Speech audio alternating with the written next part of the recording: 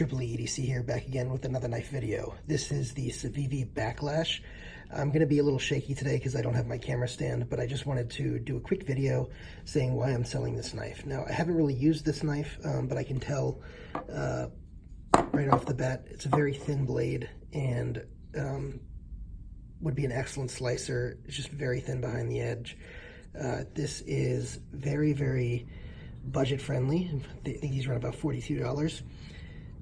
I think this is G10 here. It could be FRN, but I really think it's G10.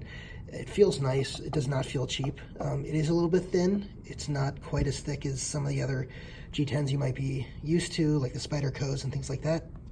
But it is still pretty. It feels nice for the price. Let me put it that way.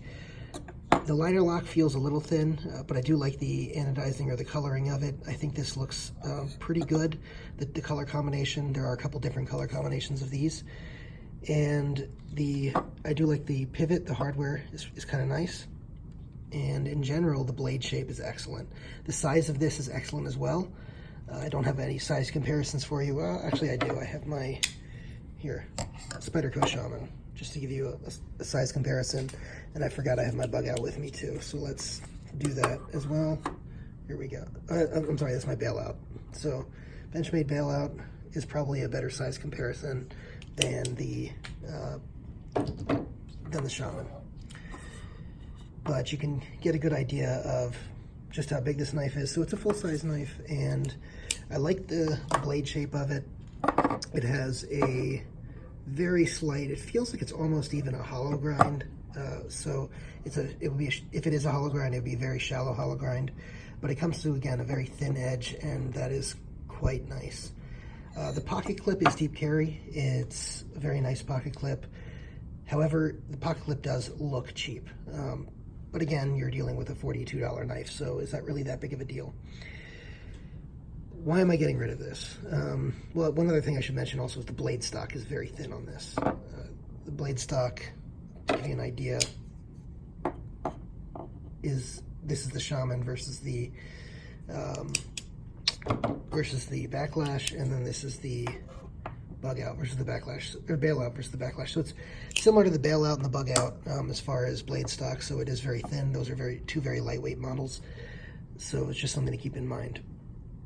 The finger choil is a fully functioning finger choil. The jimping on the back of the blade is perfect. It locks your hand in, and it's really a nice, nice blade.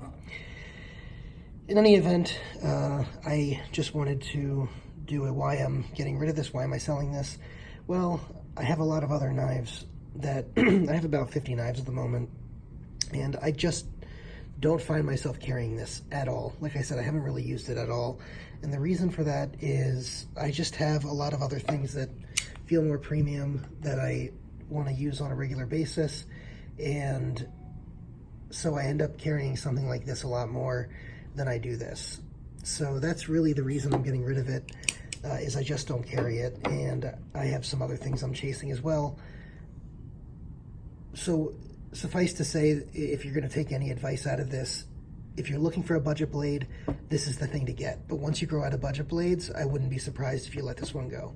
It's a little too thin to be a beater, so as far as keeping a budget beater around, I still prefer the Rat 1 over this, just because it's a little bit more beater friendly. This one's a little thin for that. But otherwise, it's very slicey, and if you're looking for a slicer, I'd actually pick this over the Rat. I think that's pretty much it, and I'll let you guys go. Go ahead and like and subscribe. Like my video, comment, subscribe to the channel, and hit the notification bells so that you get all of the content. Thanks so much.